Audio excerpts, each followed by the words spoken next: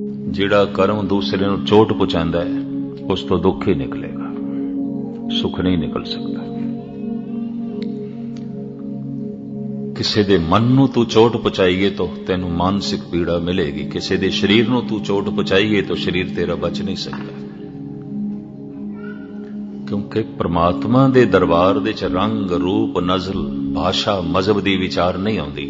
ਤੇਰਾ ਰੰਗ ਕੈਸਾ ਹੈ, ਤੇਰਾ ਰੂਪ ਕੈਸਾ ਹੈ, ਤੇਰਾ ਮਜ਼ਹਬ ਕੀ ਹੈ, ਤੇਰਾ ਮੁਲਕ ਕੈਸਾ ਹੈ, ਤੇਰੀ ਭਾਸ਼ਾ ਕੀ ਹੈ, ਤੇਰਾ ਵਰਨ ਕੀ ਹੈ, ਤੇਰੀ ਜ਼ਾਤ ਪਾਤ ਕੀ ਹੈ, परमात्मा इस दी विचार नहीं करता। फिर किस दी करता है? करमे करमे होए विचार सच्चा आप सच्चा दरबार। उस सच्चे दे दरबार दे केवल कर्मां दी विचार, और कुछ भी नहीं। तेरा मजहब की है, तेरा मुल्क की है, तेरा रंग रूप कैसा है, तेरी भाषा की है, जात पात की है, गोत की है, घराना की है, कुछ भी नहीं। कर्म की है। कर्मे कर्मे होए विचार।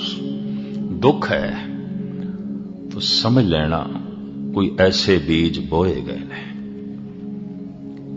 अक्सर मनुख कह देंदा है पता नहीं ये दुख क्यों है। दरअसल बीज अज बोया है तो फल अज ते है नहीं।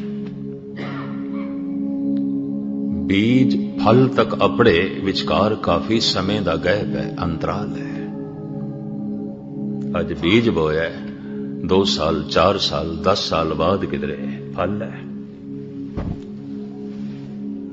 तो कई दफा पता ही नहीं चलता है ये दुख पता नहीं किहड़े बीज दा फल है, मैं कदों बोया सी। श्री कबीर कहते हैं अपने कर्म की गत मैं क्या जानू, मैं क्या जानो बाबा रे। हे प्रभु मैनू कुछ नहीं पता, मैं नहीं जानता। क्यों? तू ऐसा नियम बनाया, तू ऐसी मर्यादा बनाई है, बीज हुण बोईए ते हुणे फल नहीं है। उड़ीक करनी पड़ेगी, उड़ीक करनी पड़ेगी।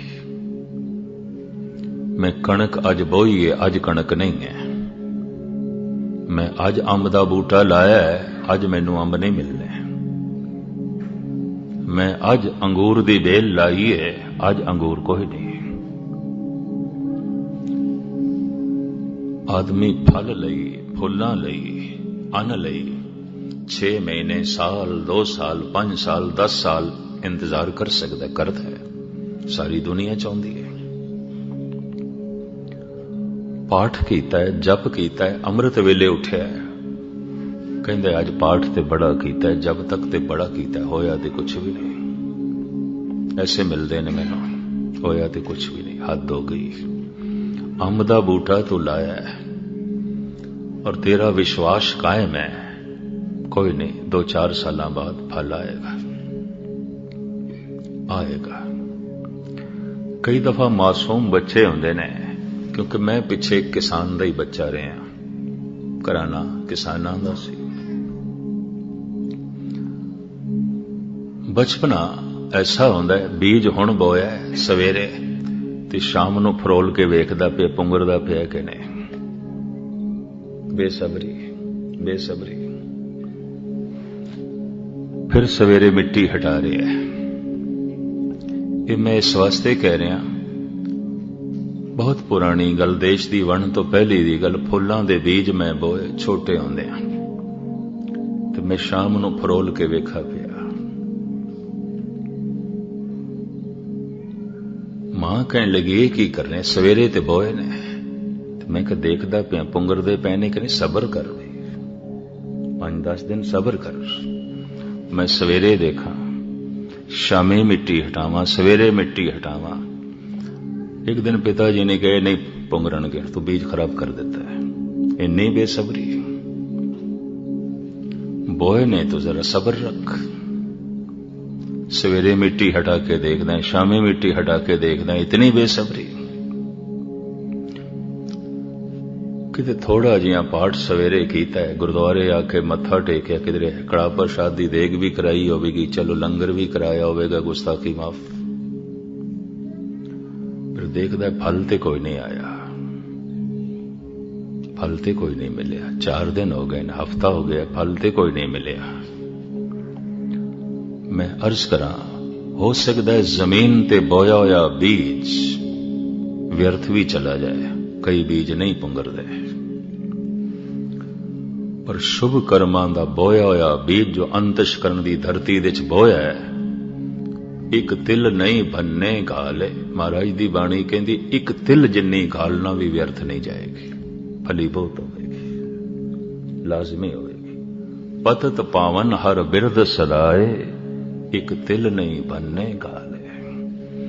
तिल जितनी भी व्यर्थ नहीं जा, पर सबर ते रख। सबर ए स्वाओ जे तू बंदा दृढ़ करें, वध थी में दरियाओ टुट न थी वे वाहड़ा।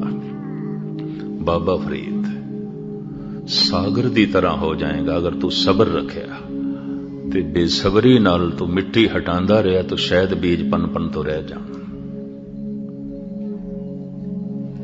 इधर तू शुभ कर्म कीता, इधर तू गुरु ते गिले भी करदा रहा, तू गिले करना एक होर कर्म हो गया, इसदा भी अपना फल है। फिर तो मैं अर्ज करा, हुक्म लिख दुख सुख पाईए। लिखे हुए हुक्म दे मुताबिक दुख चलता है, सुख चलता है। लिखे हुए हुक्म दे मुताबिक कोई उत्तम है, नीच है। बो दिता है बीज तो फल ते झोली दे च आवेगा। हाफिज होए ने ईरान दे च एक सूफी संत, मैं इन्हां दा मकबरा देखिया सी शिराज दे च। ईरानी कारीगरां ने ते ईरानी श्रद्धालुआं ने कच्छ नूं ढाल के मकबरा बनाया है। ये नहीं कच्छ लिया के उत्थे फिट कीता, नहीं, कच्छ नूं पिघला के दीवारां, गुंबद सारा ही कच्छ। और ईरानी कारीगरी दा एक नमूना है दुनिया तो, लोकी आउंदे ने देखदे ने। कबर ते सोना चाड़िया है, सारा दिन उसदे कलाम दी टेप चलदी रहिंदी है। उर्दू, परशियन ते इंग्लिश दे नाल नाल उसदा अनुवाद भी चलदा रहिंदा है, ताकि लोकां नूं पता चले फकीर की कहंदा है। जो आए ने देखण उन्हां नूं पता ते चले फकीर की कहंदा है। हाफिज दा एक मित्र सी, बड़ी दुखी हालत दे चो हाफिज दे कोल गया। अपने दुखां दा रोना उसने रोया। तो हाफिज दा एक कलाम मैं थोड़े सामने रखा, वो कहंदा है, यार रा खुद करदा ला इलाज नेस्त। ध्यान नाल सुनना, यार रा खुद करदा रा इलाज नेस्त। करदनी ख्वाहिश ओ आमदनी पेश। ऐ मेरे मित्र, जो तू कर चुके हैं इहदा इलाज मेरे कोल नहीं है। जो तू बो चुके हैं इहदा इलाज मेरे कोल नहीं है। जो तू बो चुके हैं ये फल झोली दे च पाण नूं राजी हो जा। मैं कुछ भी नहीं कर सकता। क्यों? ये विधान खुदा दा है, मेरा नहीं। ये नियम उसदा है, मैं उसदे नियम दे च मुदाखलत नहीं कर सकता, मेरी पहुंच ही नहीं है। संत दा कम है, फकीर दा कम है उसदे नियम दी जानकारी करा दे, बस इतना। उदा धर्म, धर्म तो मुराद मर्यादा दी जानकारी करा दे। संत उसदे नियम नूं बदल नहीं सकता। संत उसदे नियम दी जानकारी करा सकता है। इस वास्ते वो कह रहे हैं, यार रा खुद करदा रा इलाज नेस्त। करदनी ख्वाहिश ओ आमदनी पेश। जो तू कर चुके हैं भोगण ली तैयार हो जा। मेरे को इसका कोई इलाज नहीं। धन गुरु नानक देव जी का बोल थोड़े सामने रखा। इंज कह लो, इस युग दे अवतारी पुरुष का फैसला। भाई रे मत कोई जानो अवर किसी के किछ हाथ है। सब करे कराया जरा मरा ताप सिरत साप। सब हर के वस है लाग सके ना बिन हर के लाया। कोई नहीं देता किसी को सजाएं। सजा बन के आती हैं अपनी खताएं। गुरु नानक देव जी महाराज कहते ने, मत कोई जानो अवर किसी के किछ हाथ है।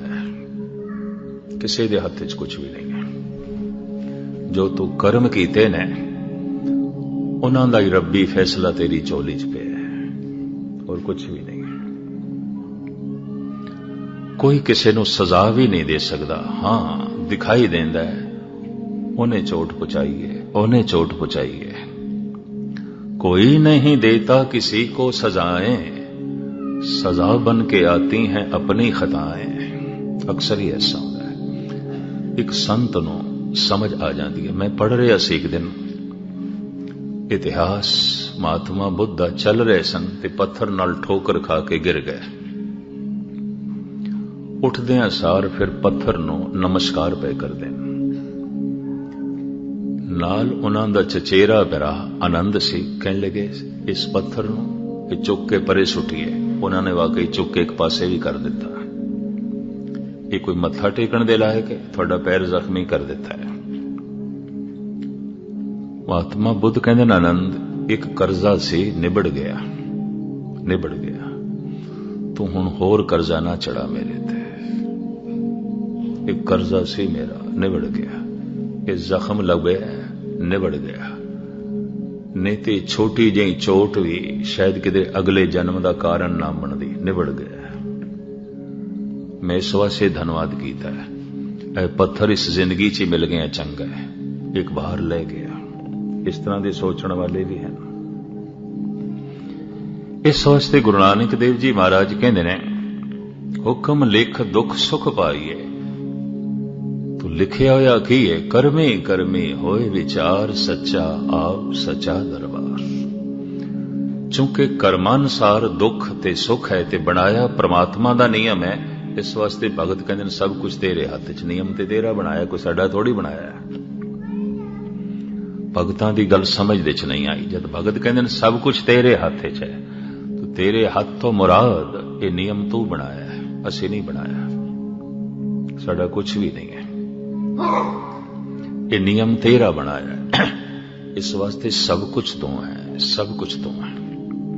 नानक हुक्मे जे बुझे ता हाँ मैं कहे ना कोई। जिसनों इस हुक्म की समझ आ जाए कि संसार एक मर्यादा है और एक लीला है, एक तमाशा है। लेकिन लीला ते मर्यादा दे कर्म की जिम्मेवारी सिर्फ मनुख दी है। यह भी उसकी लीला, यह भी उसकी मर्यादा। पशु की जिम्मेवारी नहीं है। अगर पंछी दरख्तां तो फल खा जाते ने ते दरख्त किसी बागबान दे ने, चोरी का इल्जाम उन्होंने ते नहीं आयद हो सकता। प्रकृति वालों इस तरह की उन्होंने खुल है।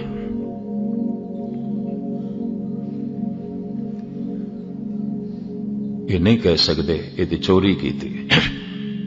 दरख्त किसने लाया तो खांदे तुसी फिर। इत्थे घोंसला बना लिया, दरख्त किसे दा तो तुसी अपना आलना बना लिया। ये अचेत दुनिया है।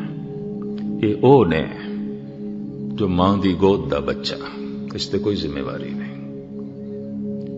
ये तो मां के पालन नाल पल रहा है। ये तो बेचारा खुद पल भी नहीं सकता, प्रकृति पालना पई करती। जिम्मेवारी मनुख दी है। मनुख परोड़ होया है, सियाणा होया है। और एक परमात्मा का बनाया होया नियम, तू दुखी है तेरे कर्म, तू सुखी है तेरे कर्म। क्योंकि दुख सुख फल है, कर्म बीज है। और किसी का बोया या बीज कोई दूसरा नहीं खा सकता। ऐसा होंदा है प्यो ने बीजिया जमीन दे पुत्र फसल वड़ रहे है। अंब का बूटा प्यो ने लाया सी, अंब खा रहे ने पोतरे। पर कर्मां दा बीज जो असी बोंदे अपने अंतਿਸ਼ਕਰਨ की धरती दे ते आप बीज आपे ही खाए, दूसरा नहीं। खुद बीजते हैं, खुद खाते हैं। मेरे दुख नूं देख के मेरी मां अफसोस ते कर सकती, मेरा दुख वंड नहीं सकती। मेरे दुख नूं देख के मेरा भरा अफसोस ते कर सकता है, वंड नहीं सकता। मेरे दुख नूं देख के हो सकता है कोई मित्र माड़ा जिहा दुखी हो जाए, पर मेरे दुख नूं वंड नहीं सकता। आप बीज आपे ही खाए। मैं खुद बीजे, मैं खुद खावांगा। ਰੱਬੀ ਨਿਯਮ, ਈਸ਼ਵਰੀ ਨਿਯਮ, परमात्मा ਦਾ ਨਿਯਮ। ਇਸ ਦੂਸਰੀ ਪੌੜੀ ਵਿੱਚ ਸਤਿਗੁਰੂ ਕਹਿੰਦੇ ਨੇ ਸਭ ਕੁਝ ਹੁਕਮ ਦੇ ਚ ਹੈ। ਹੁਕਮੇ ਅੰਦਰ ਸਭ ਕੋ, ਬਾਹਰ ਹੁਕਮ ਨਾ ਕੋਏ। ਹੁਕਮ ਦੇ ਚ ਕੀ ਕੁਝ ਹੋ ਰਿਹਾ ਹੈ? ਸਾਰਾ ਬ੍ਰਹਿਮੰਡ ਹੁਕਮ ਦੇ ਚੱਲ ਰਿਹਾ ਹੈ। ਐ ਮਨੁੱਖ, ਤੂੰ ਵੀ ਉਸ ਦੇ ਹੁਕਮ ਦੇ ਮੁਤਾਬਕ ਹੋਇਆ ਹੈ। ਤੇਰੇ ਦੁੱਖ ਸੁੱਖ ਦਾ ਫੈਸਲਾ ਕਰਮਾਂ ਅਨੁਸਾਰ ਹੈ। ਇਹ ਵੀ ਉਸ ਦਾ ਹੁਕਮ, ਇਹ ਵੀ ਉਸ ਦੀ ਬਣਾਈ ਮਰਿਆਦਾ, ਇਸ ਦੇ ਤੇਰਾ ਕੁਝ ਵੀ ਨਹੀਂ ਹੈ। ਕਰਮਾਂ ਦੀ ਸਹੀ ਤੂੰ ਚੋਣ ਕਰ ਸਕੇ, ਉਸਨੇ ਤੈਨੂੰ ਇੱਕ ਚਿਰਾਗ ਦੇ ਦਿੱਤਾ ਹੈ, ਦੀਵਾ ਦੇ ਦਿੱਤਾ ਹੈ, ਅਕਲ ਦਾ, ਬੁੱਧੀ ਦਾ। ਤੇ ਫਿਰ ਵੀ ਆਪਣੀ ਅਕਲ ਨਾਲ ਸਮਝ ਨਹੀਂ ਆਈ ਤਾਂ ਫਿਰ ਉਸਨੇ ਅਵਤਾਰ ਵੀ ਭੇਜ ਦਿੱਤੇ ਨੇ, बड़े बड़े ग्रंथकार भी भेज देते हैं, बड़े बड़े व्याख्याकार भी भेज देते हैं, लेखक, दार्शनिक, फिलोसफर, चिंतक भी भेज देते हैं, ऋषि मुनि भी भेज देते हैं, पैगंबर भी भेज देते हैं। और वो ऐलानिया कह रहे ने, जिस कर्म तो तू किसी नूं चोट पहुंचा रहे हैं, तैनूं चोट पहुंचेगी। जिस कर्म तो तू किसी नूं हानि पहुंचा रहे हैं, तैनूं हानि पहुंचेगी। जिस कर्म तो तू किसी की बेइज्जती कर रहे हैं, तेरी बेइज्जती होगी। जिस कर्म तो तू किसी की पग ला छड़ी है, तेरी लै जाएगी। नियम, ईश्वरी नियम। इस समझाण वाले भी गाहे बगाहे ओ अकाल पुरख परमात्मा भेजदा रहा है। एक अकल दा दीवा दिता, एक अवतार दिते, एक इतने ग्रंथ दिते, ग्रंथकार दिते, चारों पासे मनुख नूं समझाण ते समझण दे वसीले जो है मुहैया कराए। फिर भी जद कोई मनुख नहीं समझदा तो गुरबाणी कह देंदी है, मनुख होके भी पशुओं की तरह जी रहे है।